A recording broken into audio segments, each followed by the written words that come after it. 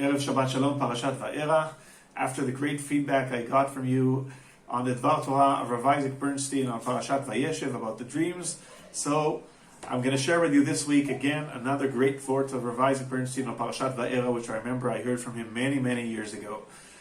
And one of the perplexing things at the beginning of our parsha is when Moshe Rabbeinu comes to Bnei Israel and he tells them again that Akash Baruch Hu is going to save them, he's going to redeem them, tells them all the four Leshonot Geula and all what's going to happen.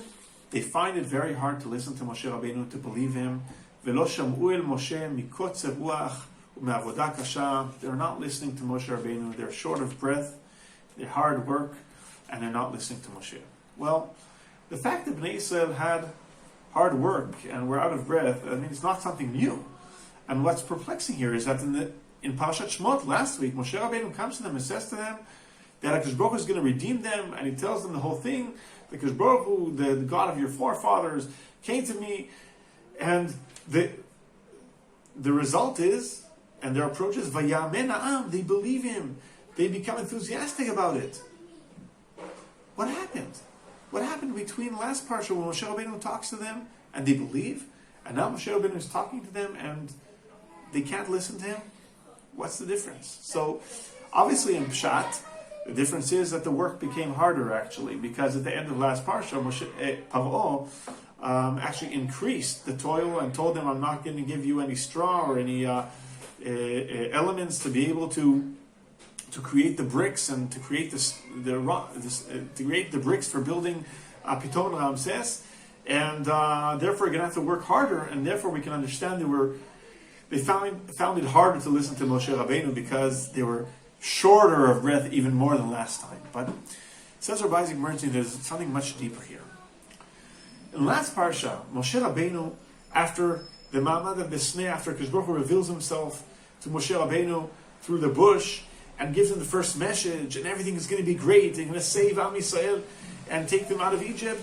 So Moshe Rabbeinu is enthusiastic himself, and when he comes to Bnei Israel and talks to them about it, they get that. They receive his enthusiasm and they believe it because he believes it himself. But at the end of last parsha, there's a setback. The Shotrim are angry at Moshe Rabbeinu. Paro is not going in the direction we thought he's going to go in. He increases the work. He makes it much harder, and they take it out on Moshe Rabbeinu, and they say to him, "What are you doing to us? You're creating, everything's becoming worse because of you." Moshe Rabbeinu is not in the best of moods now. Moshe Rabbeinu feels a setback himself. And therefore, in this parsha, when he comes to Bnei Israel and tells them again that Akash Baruch Hu is going to redeem them, he's not enthusiastic and he's not with the same ruach that he had the last time. And they get that.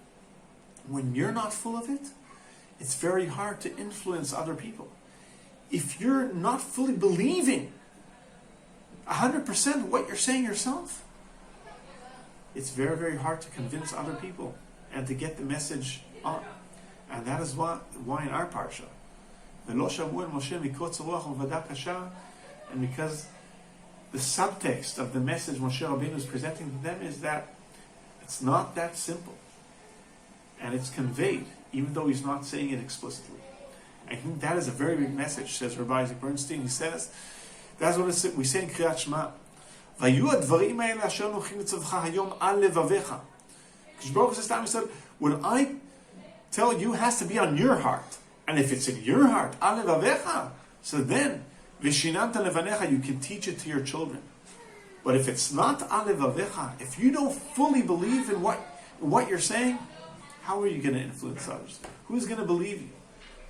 It's evident that it's not 100% there. So therefore, if we want to be able to influence others, we have to first believe things ourselves. And if we fully believe it ourselves, there is a chance to be able to convey it to other people too. Shabbat Shalom.